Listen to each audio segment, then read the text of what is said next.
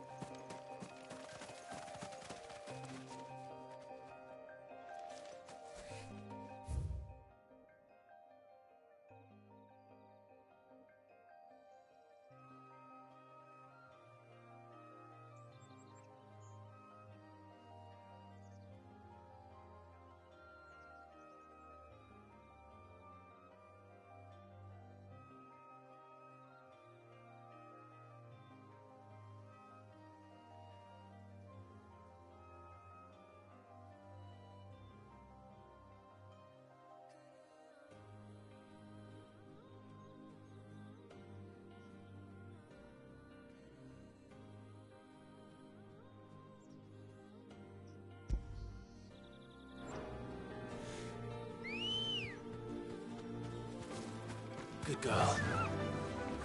Fly, Ambrosia.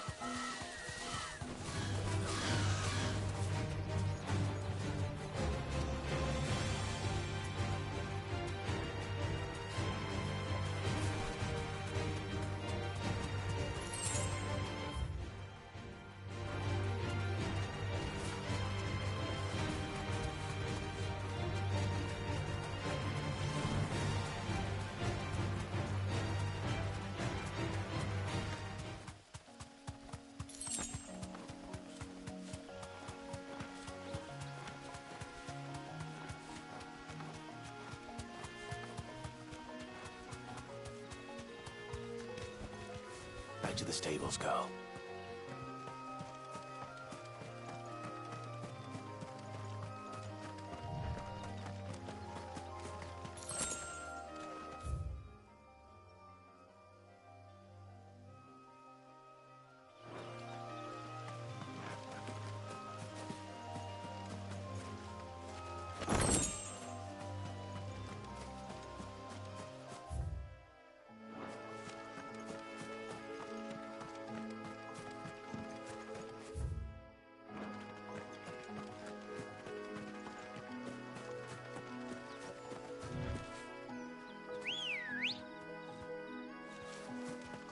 Ready, girl?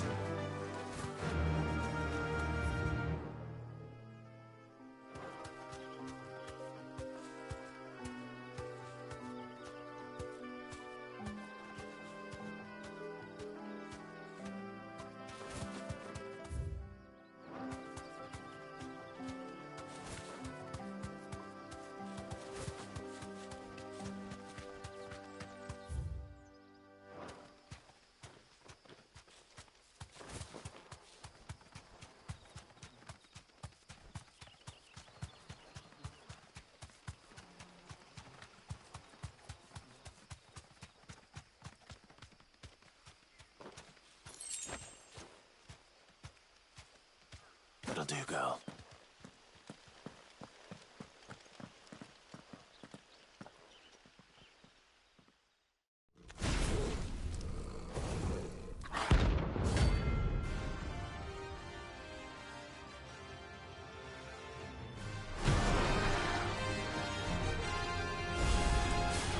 Look what we have here. Greetings, Your Majesty.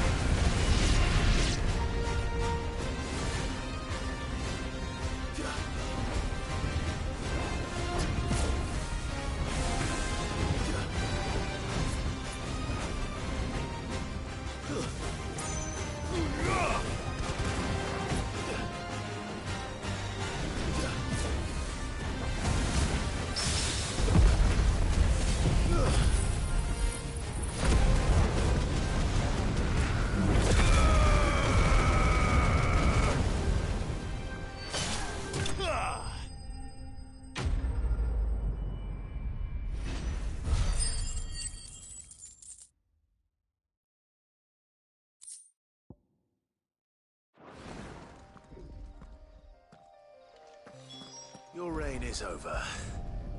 Now to collect the... This looks like the stuff. Let's see if there's any more.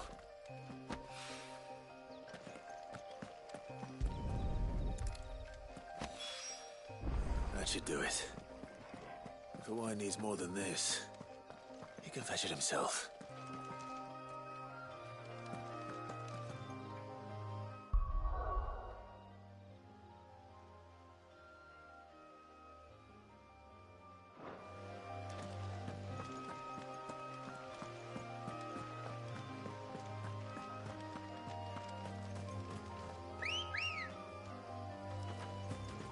come on. Faster!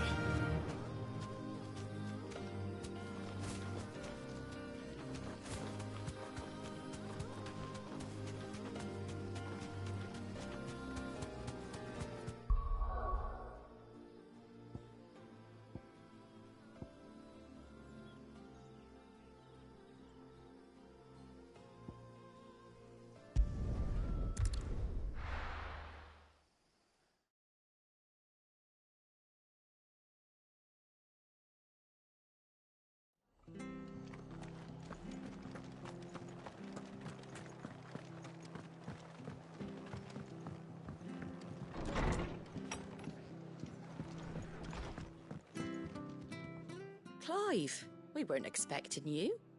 I wasn't expecting to be here, but it seems we still owe you a considerable amount of coin for your help with our rebuilding efforts. And though I doubt it's what you were expecting, we were hoping you'd take this as payment.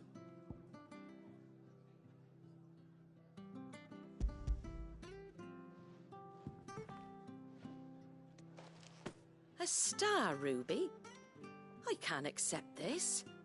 It's worth at least twice what you owe me. More if you can find yourself the right buyer. Think of the difference as interest. Interest? If word got out I charged that much, no one would ever borrow from me again. Anyway, why are you the one here asking me about this? I'd have expected Otto. Bit much sending the Lord Marquis out to settle your debts, isn't it? The old goat working himself to death again. Something like that. Most days I think he's the only reason the hideaway's still standing. Same as always, eh?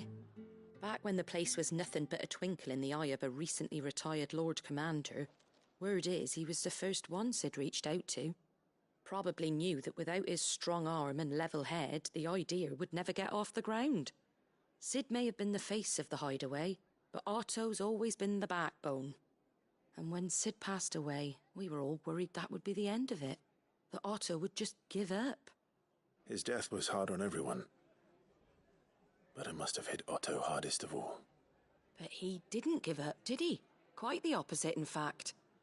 If I recall, he was the one who nominated you as Sid's replacement, and rallied the rest around you. I reckon what he saw in Sid, he saw in you too. And don't we all?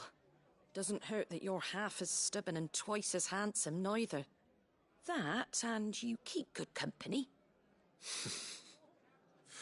I suppose I do.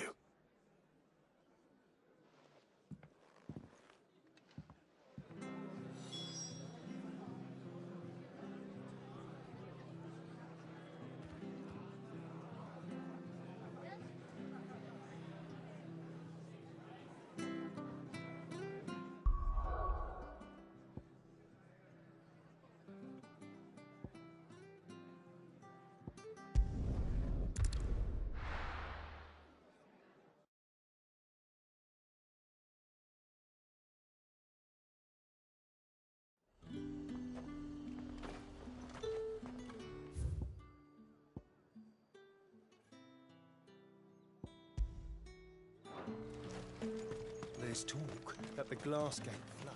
How the hell is anyone supposed to afford that?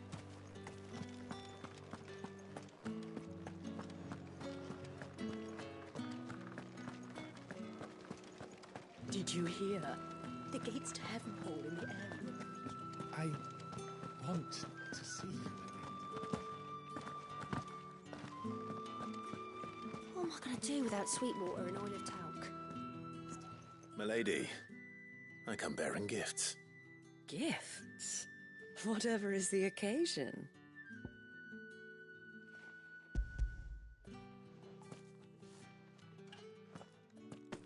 Oh my.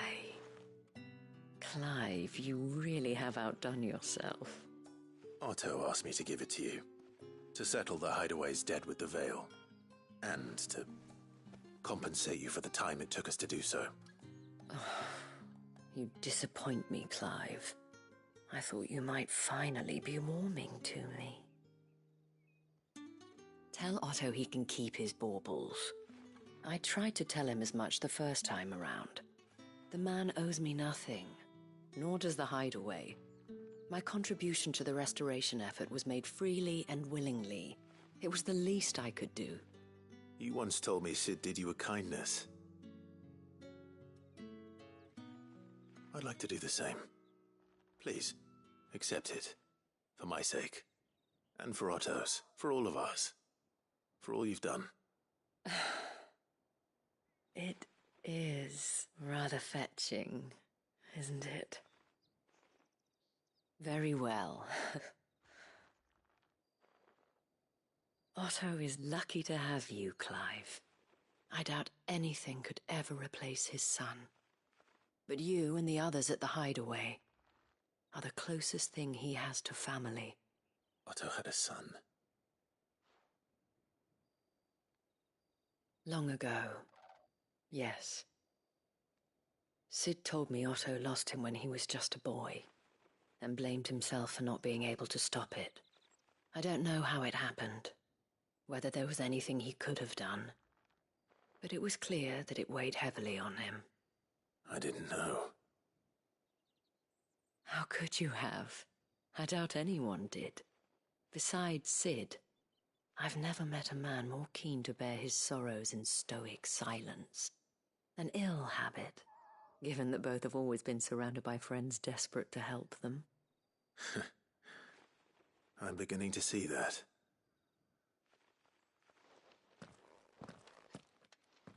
Go will want to know the stones were delivered. If he's still with us.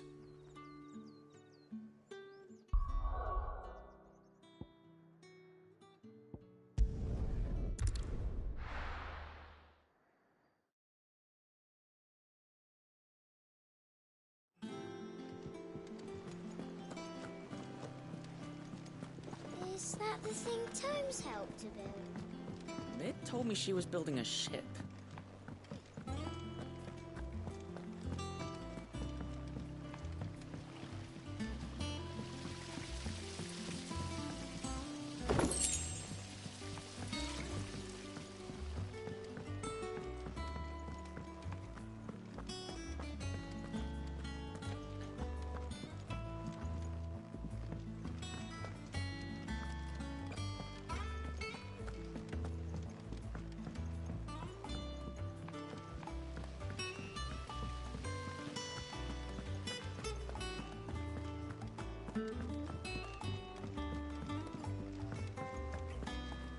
Think Mid might need some help.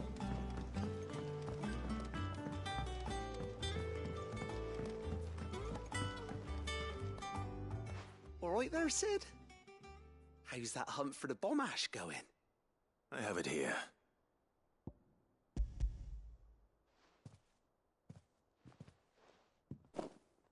That's the stuff. And plenty of it, too. Enough to keep the Olympic bubbling away for a good old while. You're a gent, Sid. Let none say otherwise. Right then, let's get this contraption up and running.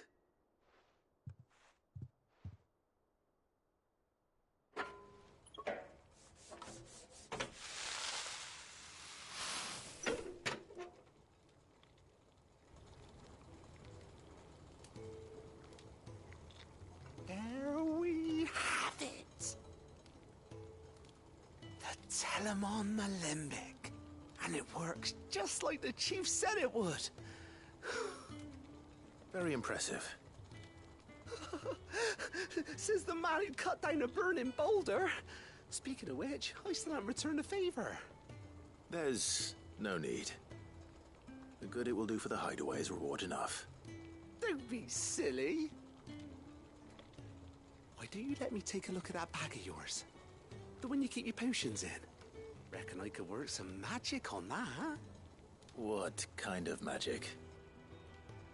Well, we happen to have isolated a substance in our test run of the Olympic that I reckon will make even the toughest leather supple as anything.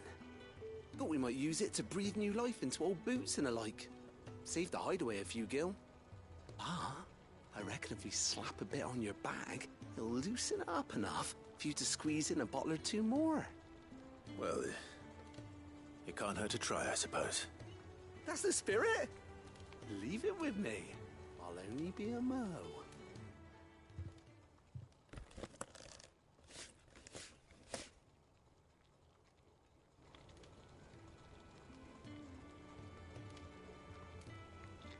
Well, what do you reckon? It certainly feels more flexible. Right? Told you. Thank you. I think. No. Thank you for supporting Mid and the rest of us in our endeavors. Without you, we'd never have been able to discover wonders like that stuff I rubbed on your bag.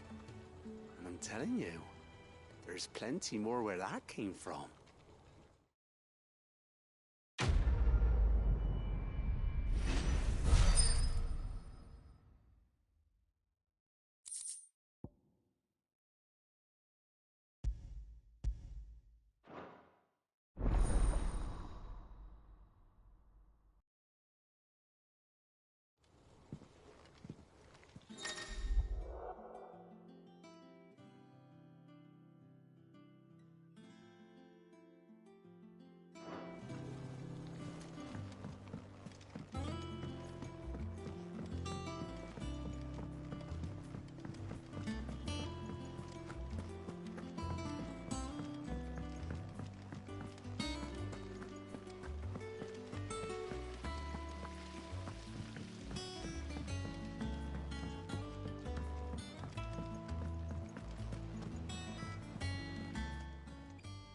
How may I help you today, Clive?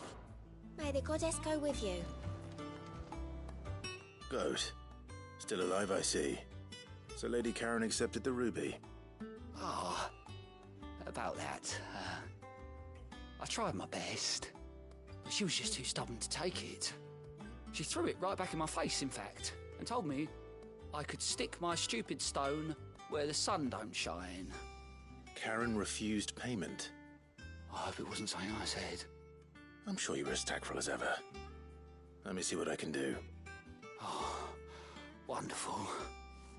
I hope you have better luck than I did.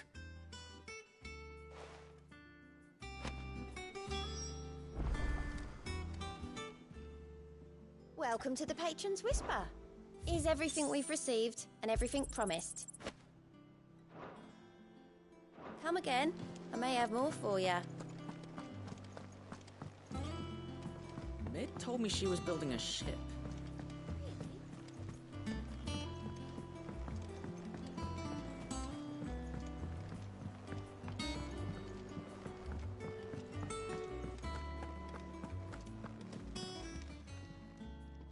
Lady Karen, Goat tells me you weren't happy with our offer. Would you prefer the debt was repaid in coin? What debt? I don't recall lending any of you lot me hard-earned gil. I may have tossed a talent or two in the Hideaway's coffers, but those were donations, and you can hardly call it charity if you go asking for it back. Of course not. But one good turn deserves another. And our circumstances have changed. Surely you wouldn't shun the gratitude of a pauper who happened to have become a prince. Oh, so you're a prince now, are you? Fine.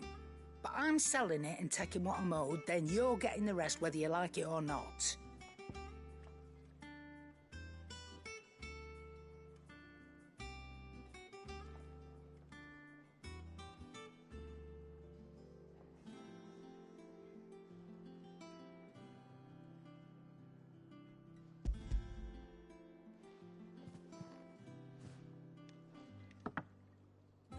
Where'd you even get this? A decent trader might nab 1,000 talents for a star ruby.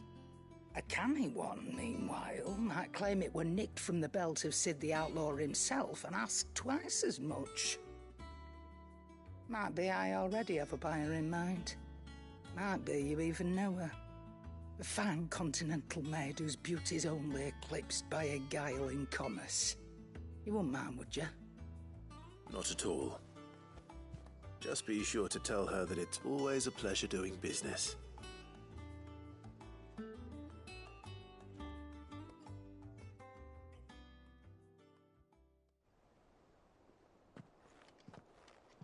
I hear you ended up delivering all 3 stones.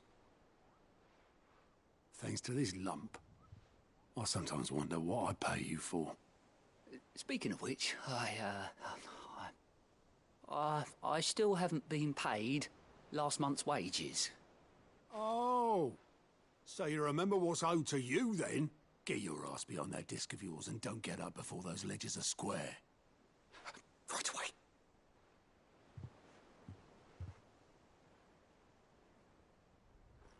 I've seen that before. You have, yeah. Plenty of times. It was the only goblet Sid ever used, either out of habit, or because the filthy sod couldn't be bothered to find a clean one. I knew so little about him. Like most people. Martha and the Dame both seem to have fond memories of him. Huh. I bet they do. How long did you know Sid before he... Before he died? 20 summers, give or take. Back in the day, I was a purser on a trade ship, which is where I met him. He bought passage to... I forget where. And having nothing better to do on the long nights, we set up drinking island rum till the morning bell dragged me back to my duties. Quit my post not long after that, on account of making a fine maiden's belly fat. But me and Sid stayed close, promising we'd one day sail the seas again. That was before fate stepped in and said she was having none of it. The magic woke inside my son soon after his first name day, and there was no hiding his knack. Couldn't you and your family have... My family were the ones who summoned the constable, wanted the monster taken away.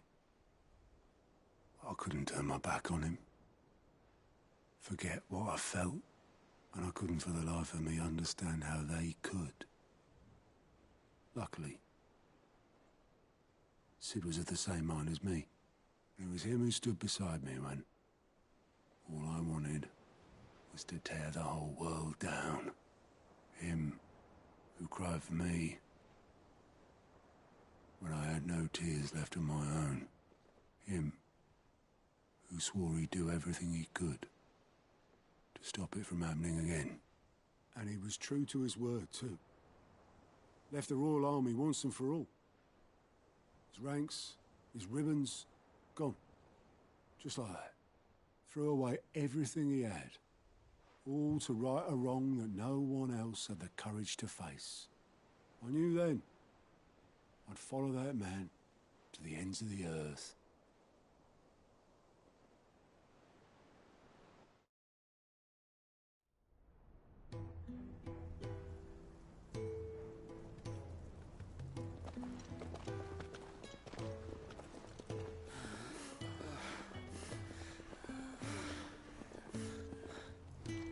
He was always too clever for his own good, was Sid.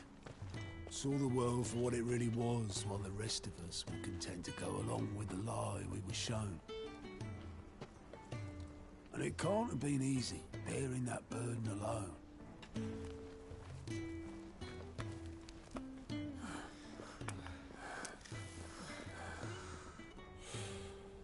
But he didn't let it stop him.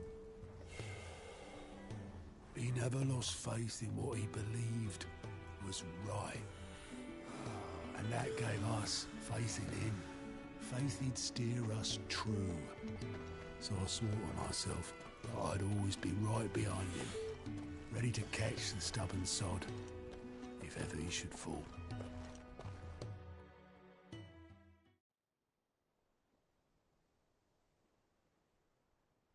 But I couldn't even do that.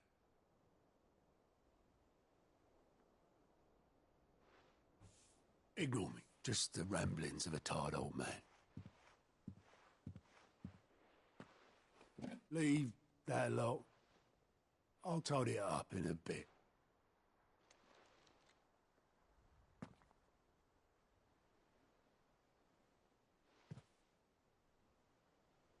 This is Sid's handwriting.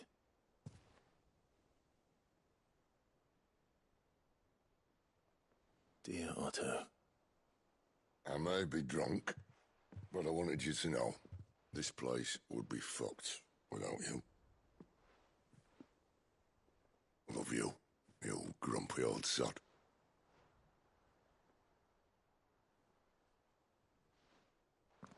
This note. Hmm? What about it? Sid was right. Without you, we'd all be lost.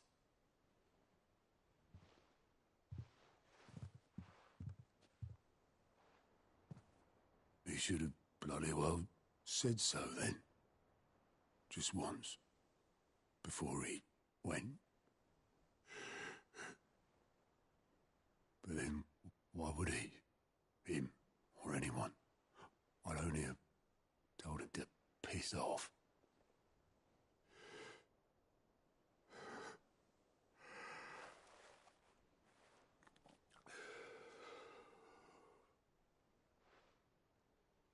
You're wrong, though. Both of you. It was never just me keeping the hideaway afloat. It was all of us. I just shoved people in the right direction. I barely seem to be able to do that anymore.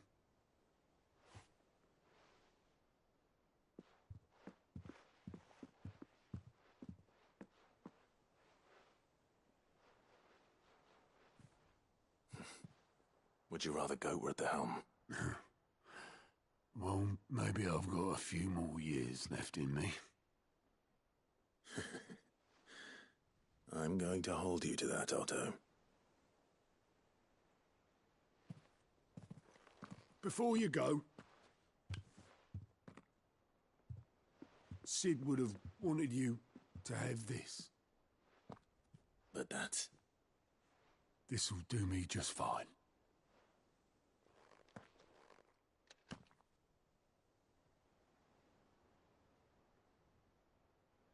Thanks for the ray of sunshine. I'll see if I can't pay you back.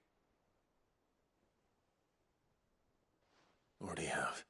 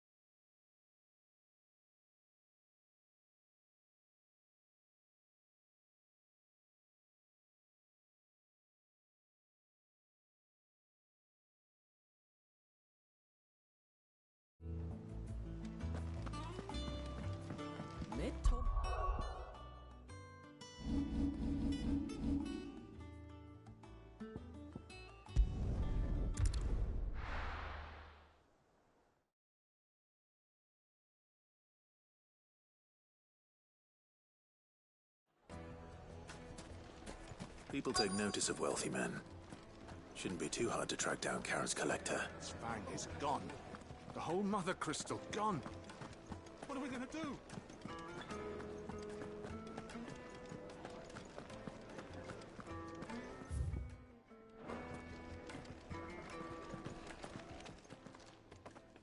My reputation will be ruined! Ruined! Calm yourself, Lord Ignac, I beg of you, before you do yourself a mischief. Pardon the intrusion, but... Out! Get out! I paid for these rooms so I wouldn't be disturbed. Leave me be! Please, allow me to apologize. His lordship is going through a difficult time, and he's never been fond of guests arriving unannounced. Radim! Get rid of the filthy oaf this instant! Very good, Lord Ignac. Would you mind stepping outside for a moment?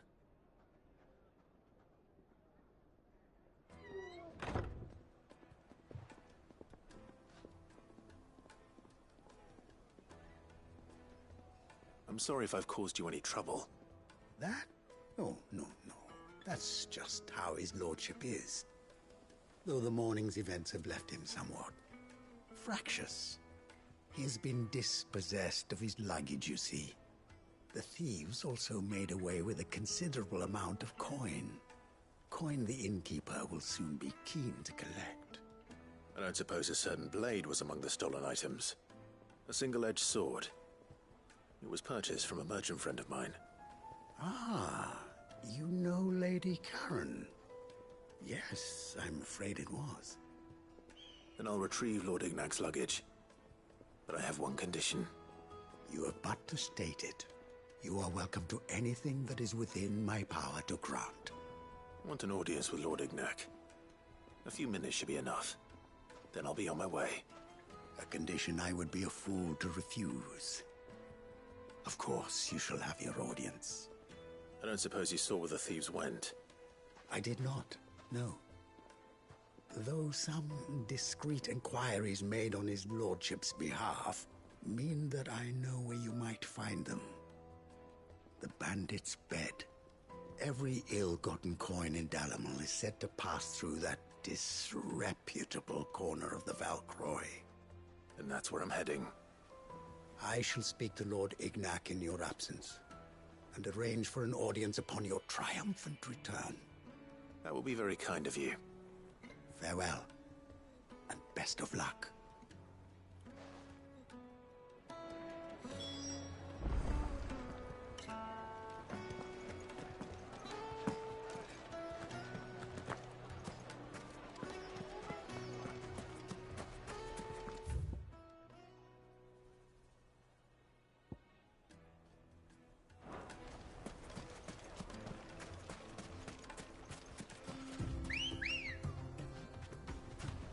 Ready, go?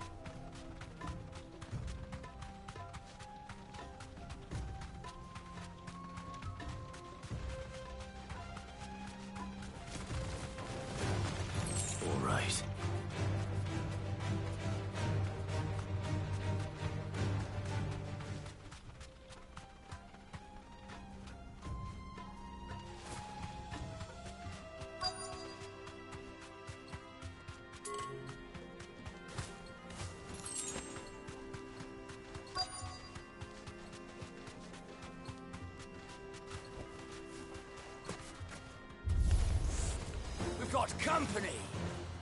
Come on, lads, let's tear the bastard's head off!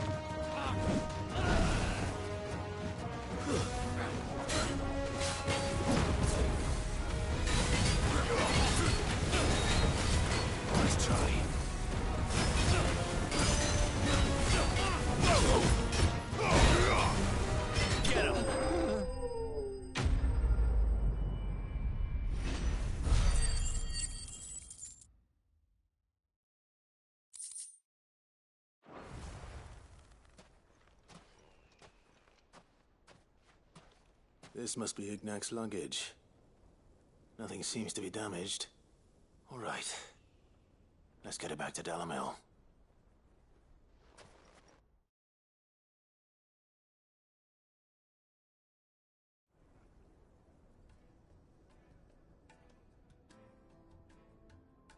I hear I have you to thank for the return of my effects.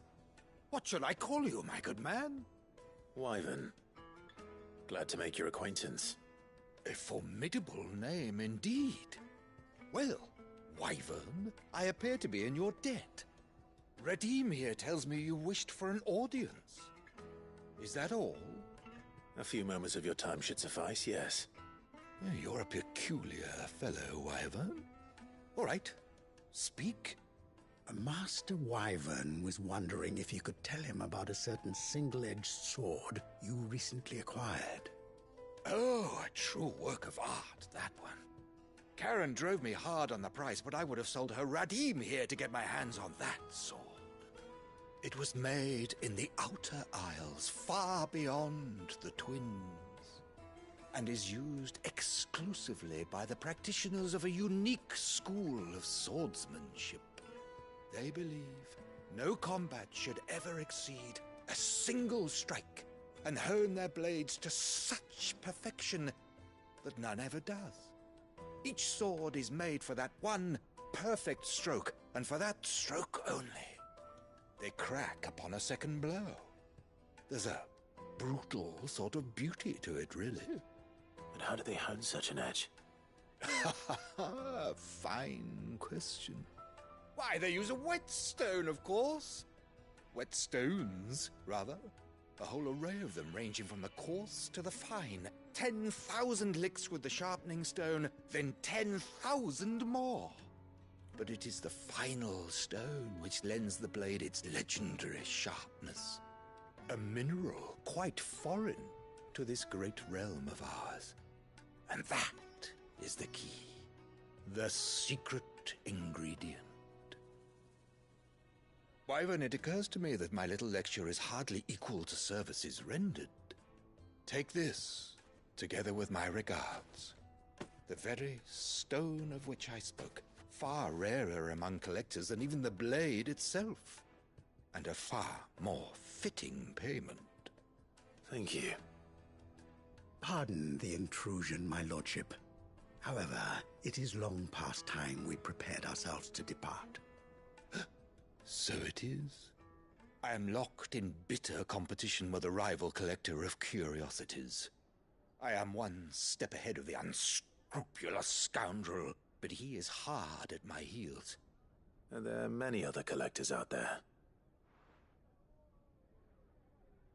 Too many to count, but only one do I consider my nemesis. Lord Byron Rosfield. And is a perennial thorn in my side.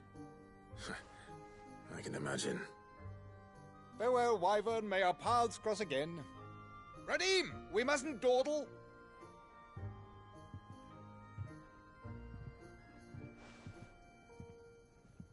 I think his lordship is rather taken with you, Master Wyvern. Thank you again for your assistance. Coming, my lordship. I'll be right there.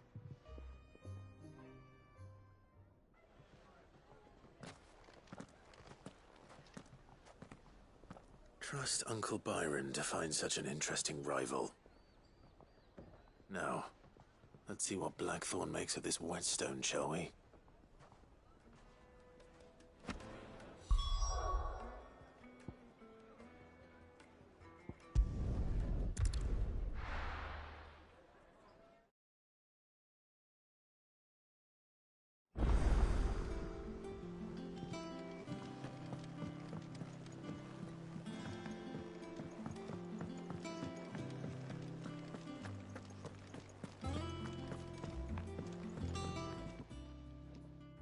Sorry for the wait, but hopefully you'll agree it was worth it. You learned something about that sword, then? I did better than that.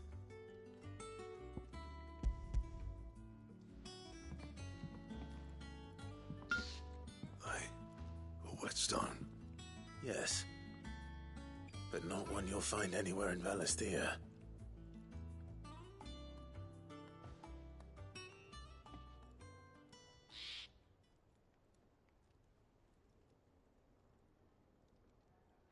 No wonder I couldn't get the same finish on the grinding wheel. One hit and all done, eh? Might not be so bad if all you ever fought were duels. Good luck on the battlefield. Your second opponent would be your last, no matter how good you were. Even so, is there some way it could be used to give the Cursebreakers an edge? I think so, yeah. With this whetstone and the right kind of steel, I could probably even make a twin of the blade that rattled me.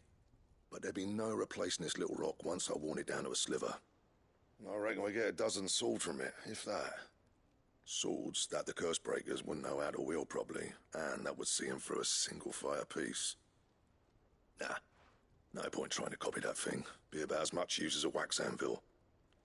But finishing our blades with a whetstone this fine, now that's something to consider. And what's finer than fallen masonry, eh? Or more hard-wearing, for that matter. Just imagine it. Good Valisthean steel with an edge as sharp as any found in the Outer Isles. I won't make a copy, nah. I'll make something much better. I'm sure the Cursebreakers will be delighted. Just don't push yourself too hard. Don't you worry about me, sunshine. I've been working day and night since I was half your age, and I'll still be here when you're long gone. Hey, thanks, Clive. I mean it. I owe you one, August too. It's good to know someone's looking out for me. He'll be happy to hear you said that. And I'll see that my debt to you's paid. First new blade I make's got your name on it. You come and find me when you've got the materials. All right. I will.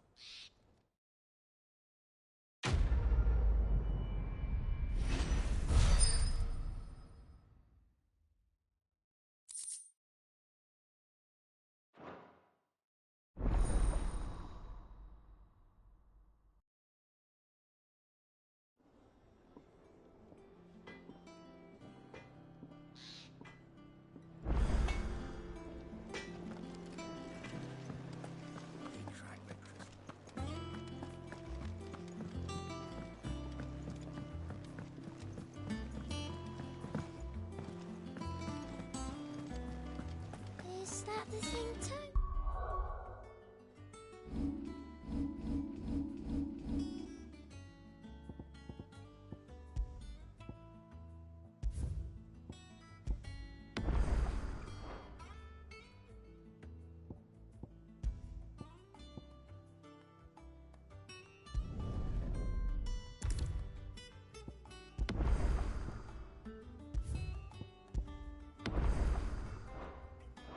Help to build.